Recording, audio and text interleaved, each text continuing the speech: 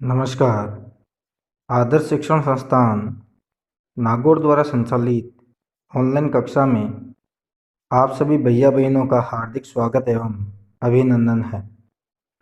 आज हम वसंत भाग 3 के पाठ संख्या 15 सूरदास के पद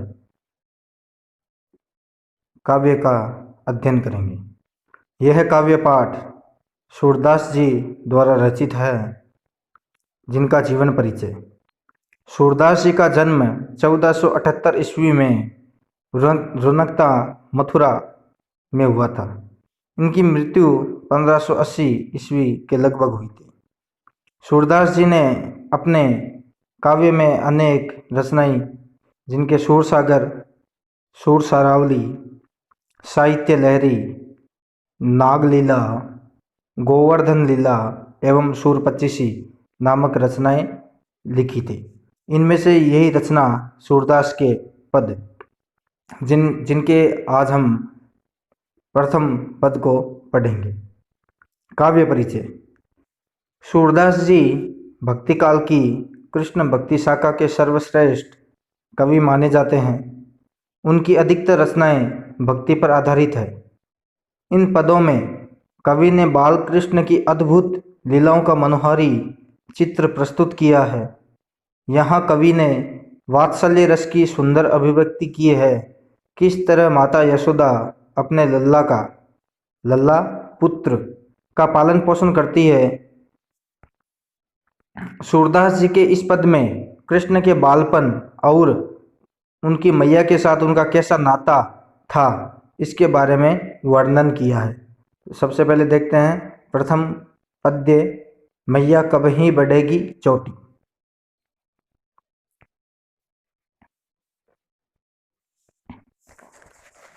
प्रथम पद्य।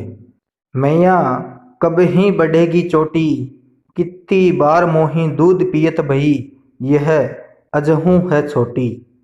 तू जो कहती बल्कि बेनी ज्यों, है लांबी मोटी।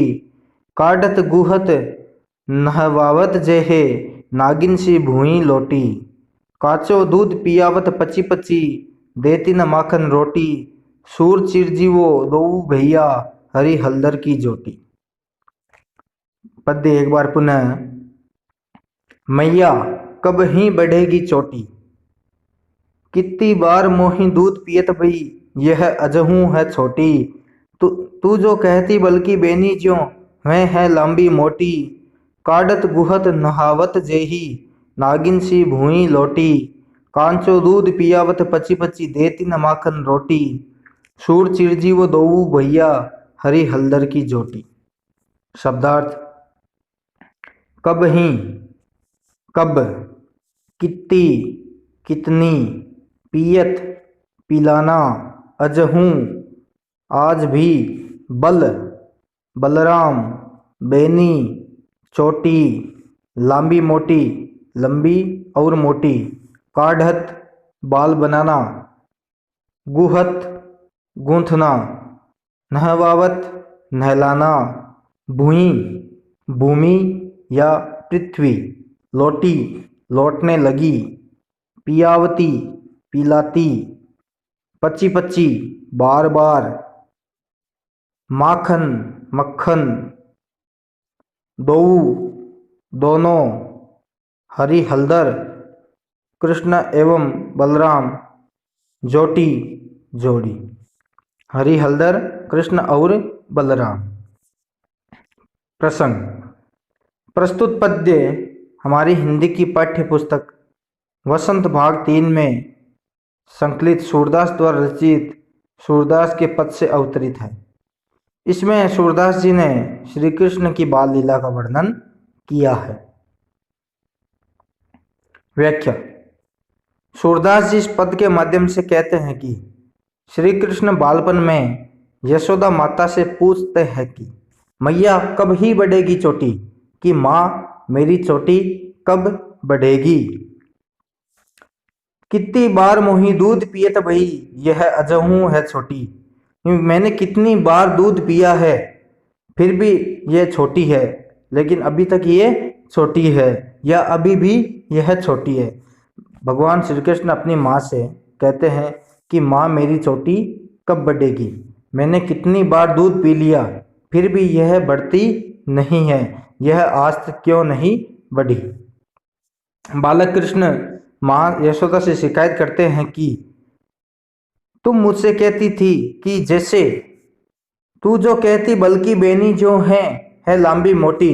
तुम तो कहती थी बल या न बलराम कि बलराम भैया की लंबी मोटी चोटी है, मेरी भी चोटी वैसी हो जाएगी। काटत गुहत नहावत जे है नागिन सी भूमि लौटी। मेरे बाल बनाती है, इन्हें धोती है, पर यह नागिन की तरह भूमि पर क्यों नहीं लौटती। काटत गुहत नहावत जे है नागिन सी भूमि लौटी। कि तुम मुझे नहलाती भी हो, मेरे बाल भी बनाती हो, उनको गूंथती भी हो, लेकिन ये नागिन सी लंबी होकर धरती पर लौटती क्यों नहीं है। कांचो दूध पियावत पची पची।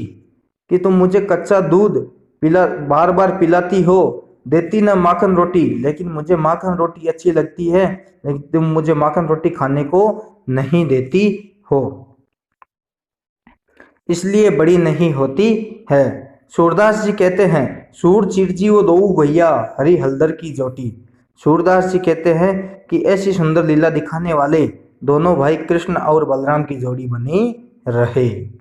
विशेष पद में ब्रज भाषा का माधुर्य तथा सौंदर्य रूप से प्रयोग किया गया है। श्री कृष्ण की बाल सुलभ जिज्ञासा का सुंदर चित्रण इस पद में किया गया है। इस प्रकार से प्रथम पद पूरा होता है। अगली ऑनलाइन कक्षा में हम द्वितीय पद्यांश के बारे में अध्ययन करेंगे। तब तक के लिए धन्यवाद, नमस्कार।